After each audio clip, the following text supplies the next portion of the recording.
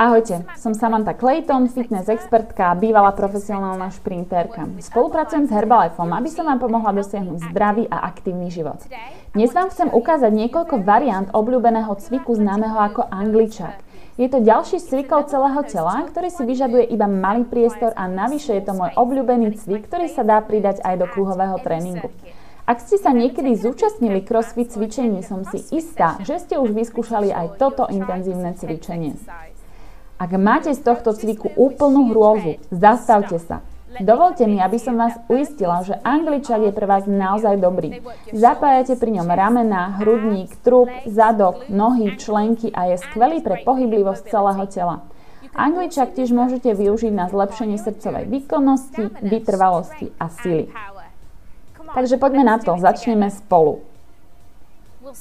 Začneme najprv zľahka a postupne sa dostaneme až do profesionálneho tempa.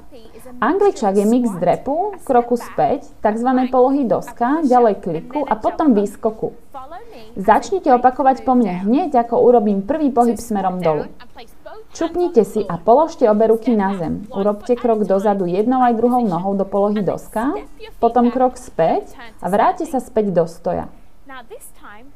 Teraz si čupneme dole, položíme obe ruky na zem a skočíme oboma nohami dozadu do polohy doska, potom skok späť a späť do stoja. A teraz po polohe doska pridáme klik. Takže dole, skok dozadu, klik a späť do stoja.